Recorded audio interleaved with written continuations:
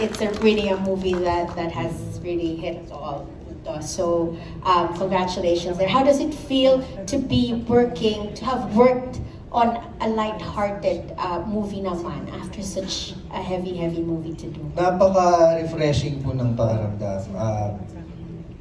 Nanggaling po ako sa Green Bones at sa Pulang Araw na parehong mabigat po yung tema, and masaya makatrabaho sa ganitong klaseng project, lalo na kasama namin napakagagaling na artista. Nandito po sila Miss Carmi Martin at yung mga kasama ko pa po dito. Talaga pong masaya dahil nakakapanibago, para ka lang naglalaro sa set. Lalo na kasama ko yung asawa ko dito, mas lalo akong naging komportable sa mga ginagawa ko. And first time ko makatrabaho si Samuel B, na talaga namang napahanga din ako dahil katulad ng sinabi ni Jen, napakabait, napaka-professional at ang galing din na artista. Kaya yun, masaya ako na makagawa naman ng iba't ibang projects, iba't ibang genres. At ngayon, ito medyo light naman, kaya yun. But besides that, I know that husband and wife producers are also producers of the movie. Nag-produce din ba kayo this one? We thought producers din sila. So this is it from your movie company. Hindi siya kasali. Okay, sorry. Okay, let's try. Hindi pa po kami producers nung ginawa namin ito. Sinatapos po namin itong pelikula to last year. So it was before Green Bones came around. Okay, so we were under the impression po na producers din kayo, and we wanted to ask that. But we'll save that for a movie they produce and star in together later. But my question again is for Dennis. Is it a good thing to know everything about your wife? And do you think malalaman talaga ng isang asawa everything about his wife? You can answer whether both in your character and also, of course, as wife to Jen, as husband to Jen. Sa tingin ko po napaka-importante na makilala mo yung tao na pakikisamahan mo habang buhay. Mahirap kung meron kang madidiscover na hindi mo gusto bago kayo magpakasal, pero kung nandun na kayo sa isang relasyon, nakatali na kayo at kailangan mo talagang alamin bawat isa para mas makabisado mo kung ano yung mga sumpong niya, kung paano siya pasisiyahin. Kailangan malaman mo yung mga kiliti niya, yung mga sikreto niya, kailangan malaman mo talaga. Kasi yun nga, pakikisama mo siya habang buhay, at kapag hindi mo alam yung mga yun at meron kang tinatago sa isa't isa, yun yung unang-unang pinagmumulan ng problema. At kailangan natin syempre harapin lahat ng issues kung ano man yun para magsama kayo ng matiwasay at panghabang buhay. Thank you very much. All right, thank you for the question. Yeah.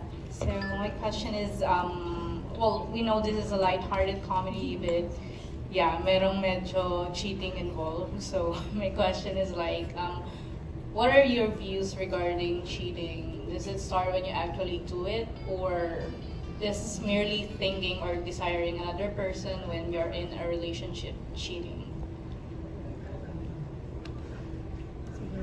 Yeah, anyone can answer.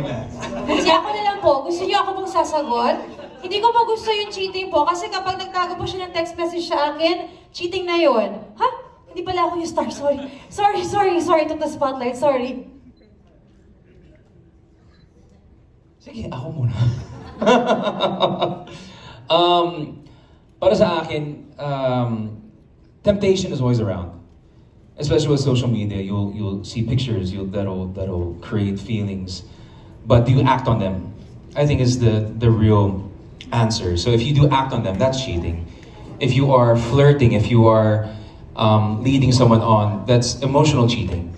If you are giving past that in a physical manner, that's also cheating, obviously. So there are different kinds of cheating, but most people just look at it if you're giving into the physical aspect. But I think there's also that emotional cheating. If you're married, if you're in a relationship, if you're giving in and you're emotionally attached to the opposite sex and you're giving into that, that's also a way of cheating, because you're giving part of yourself that you're supposed to be giving to yung kasitahan mo, the person that's supposed to be the only one in your life. Yeah.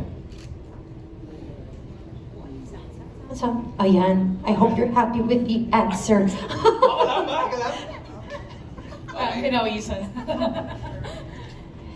Would you like to say a few words about that? Oh, sige. Dagdagan ko na lang yun, no? syempre pag nasa isang relasyon ka, siguro napaka-importante na kahit ano pang relasyon yan, kung ano pang label yan, kailangan alamin mo palagi yung mga limitasyon mo, kung hanggang saan ka lang.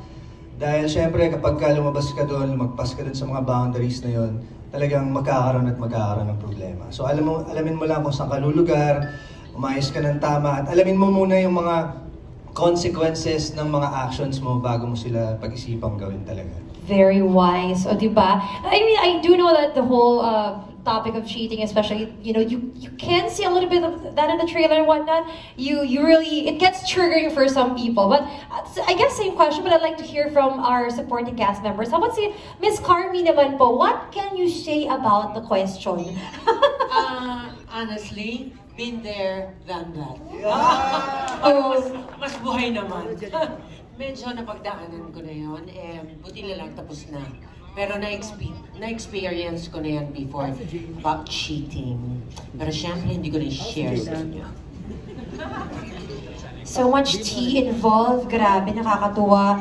This time I'd like to ask a question for Alex. Ayan, what was your favorite scene? You know, yung ginawa niyo sa movie. Ako siguro yung kay Ate. Lahat naman parang lahat favorite ko kasi I was used to playing talaga heavy drama. So ito yung first movie ko na very light, and I'm very grateful to Direk Real for allowing me to portray the role of Shara. And also to Ate Jan kasi siya talaga yung nag-guide sa akin sa entire movie na ginawa namin.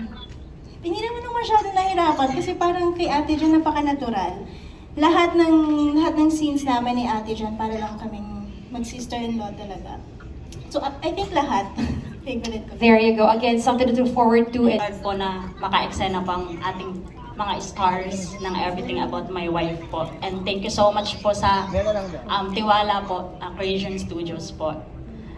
And Direk, maraming salamat. Ayun po, favorite ko po sa movie, pwede po ba sabihin po yun? Pero halos lahat po kasi po, pag po may ka-eksena ko po sila, sobrang happy ko po na nakaka-eksena ko po sila. Siguro po yung medyo last part po, yung sa cafe po, yung confrontation po nilang dalawa po. Yan po. Abangan nyo po yun. Yun nga Yeah. Parang I wanna ask, ano nangyari?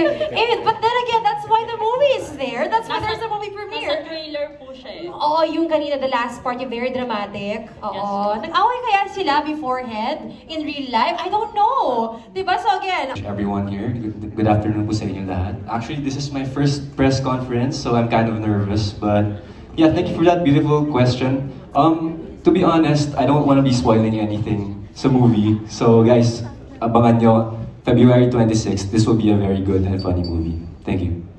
oh, ayan. So, Carmi Martin, hello po. Ang dami nyo na pong mga, here po, ang dami nyo na pong mga movies. So what drew you to, what made you say yes to this project? And ano po yung role ninyo? Ako yung mother ni Dennis, and actually I'm a big fan of Dennis. Tuwang-tuwa talaga. It's an honor to be able to work with him. Kasi kami ni Jen, ilang beses na kami, si Sam, magkakasama kaming tatlo sa isang project. Pero it's an honor talaga to work with you. And nakakatuwa na makita ko yung comic, konting comic ni Dennis dito kasi hinahatak-hatak ko siya at saka nakikita ko naman talaga na game siya. And I'm really, really so happy to be part of this movie. Kaya nagpapasalamat ako. Ayun. Thank you, Ms. Carmi. What about the other artists? Can you discuss to us kung ano yung mga roles, respective roles ninyo? Hi everyone. Hello ulit. Yung role ko po dito si Shara is kapatid ko si Kuya Dennis, and mommy ko si Miss Carmi, and then si Ate Jen ang aking sister-in-law. Sa akong podcaster. Tama ba? Yung ba yung tawag doon? Yes, ako naman, I play the role of Arnold. Office mate po ako ni Kuya Dennis doon. And ako yung office mate niya na medyo mahilig pambasig. Kaya actually, it's very fun. Coming into the shoot kasi, I was actually a student pa din. So it's really overwhelming. And Kuya Dennis really made me feel welcome. Kaya Kuya Dennis, thank you. and last but not the least, Hello po. Ako po dito si Cheche. Ayan. Ang sobrang Latina na... ang sobrang Latinang barista po ni Sir Miguel po. Ayan. Ako po yung barista po sa kanyang cafe. Okay. Okay. So my friend, based po sa premise ng movie nyo, do you believe po ba that love can heal all wounds? Pwedeng true or false na lang? Or what if multiple choice? Para madali lang. Anyone from the cast maybe? Depende siguro sa gravity nung nangyari, di ba? Kung sobrang lala at hindi mo na talaga hindi na kayang ma-heal, ba? Huwag nyo nang pilitin kasi baka maulit-ulit, di ba? Usually ganun yung mga, ay, okay naman salita. Okay. Next question, please. Ganun ba? Next person to answer. Ewan ko. Alright. Ako syempre, naniniwala ako na kapag meron pang pagmamahal, sa tingin ko, kahit ano pa yan, may heal yan, pero hindi natin masasabi kung may babalik pa talaga sa dati, di ba? Pero kung may pagmamahal, maaari pang ma-heal ang isang relasyon. So, si Sir Sam. Sam. Ito, gusto ko marinig. Ang video nyo po, sir. If love can heal all wounds, like yung sinabi ni Jen, I think it depends. Every situation is different. I think that over time can heal wounds, but my scar, my beklat, there will always be something left behind.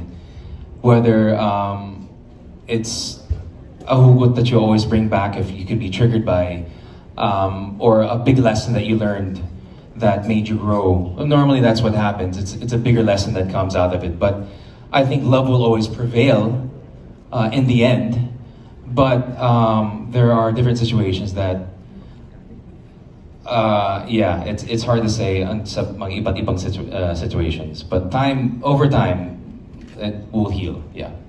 So, bali last na po. So, bilang married couple po,